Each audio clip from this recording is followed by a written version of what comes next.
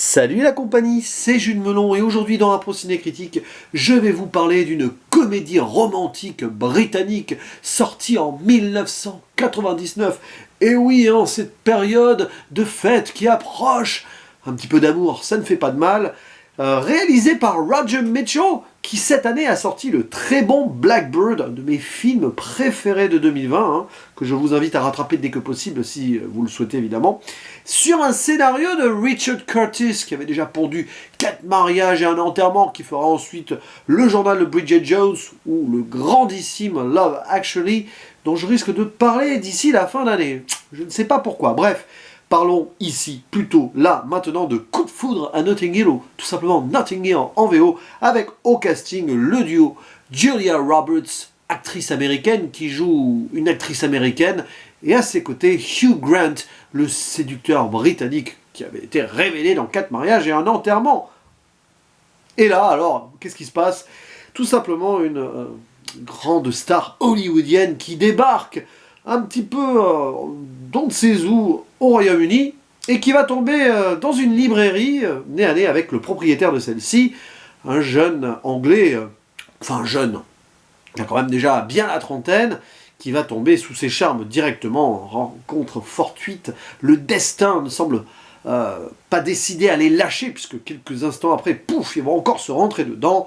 Et on va suivre donc cet archétype même de l'amour impossible entre un citoyen britannique lambda, comme ça, avec son humour très laconique british, quoi, tout simplement, et cette actrice qui a d'autres prétentions sur le papier, et surtout beaucoup de fans à gérer, et puis sa carrière, etc.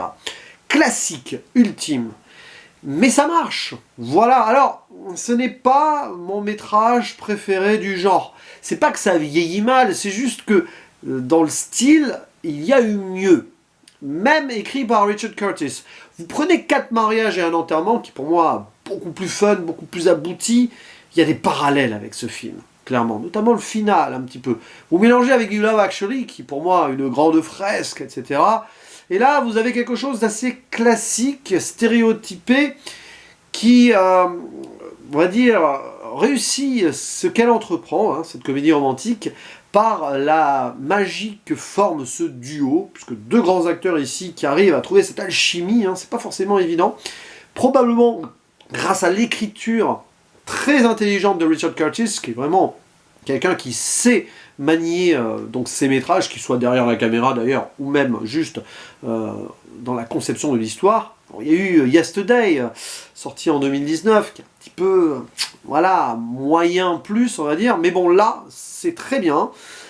Et ce qui rend le film passionnant en soi, même si c'est pas ultime, c'est donc les dialogues, voilà, parce que entre Hugh Grant, qui sort toujours ses petites punchlines, son colocataire improbable, un Gallois joué par Rhys Ifans, qui est mais hilarant, quoi, complètement décalé de la situation, ça donne des moments, voilà, totalement improbables, où quand l'actrice qui débarque comme ça, vient d'un autre monde, elle tombe sur le gars qui est à moitié à poil, ou toujours mal habillé, qui est un petit peu un parasite de la société, entre guillemets, c'est l'archétype même du loser, là, qui est toujours, voilà, qui ne fait pas grand-chose de ses journées.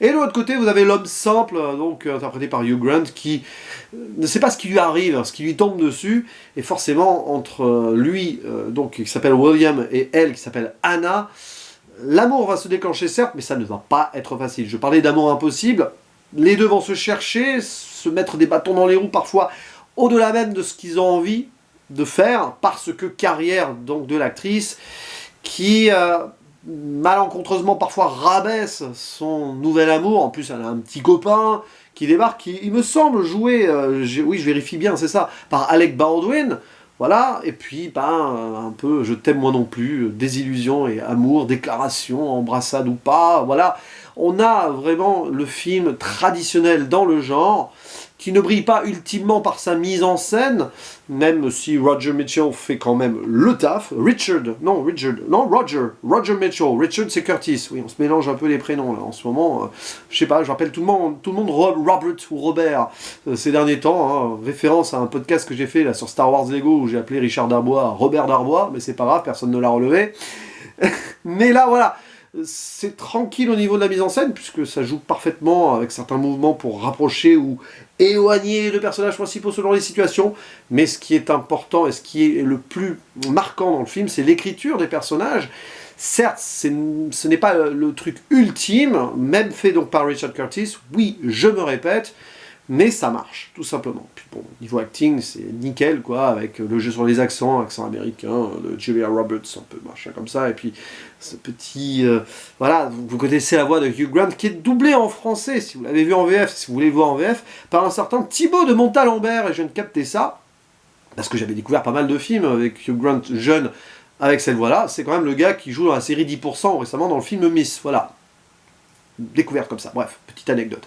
Voilà un film à revoir pendant ces fêtes, pas grand chose à en dire en soi, mais j'en fais quand même une vidéo parce que ça fait du bien, voilà, des petites histoires comme ça, simples mais compliquées, situation paradoxalement impossible, mais quand même, il y a une certaine simplicité qui se dégage de ce film, et puis des scènes cocasses, quoi, comme cette interview où, en fait, donc William débarque pour voir l'actrice, mais en fait, il se retrouve au milieu d'une sorte de, oui, d'entretien avec les acteurs d'un film, là, et il sait pas quoi dire, et c'est drôle, voilà, voilà, il se fait passer pour le représentant d'un magazine de cheval, voilà, rien à voir avec le film, mais c'est juste, voilà, c'est dans le décalage, c'est un humour très, comme ça, voilà, très à l'anglaise, et ça fonctionne, quoi. On rigole, et c'est vraiment bien écrit à ce niveau-là, vraiment.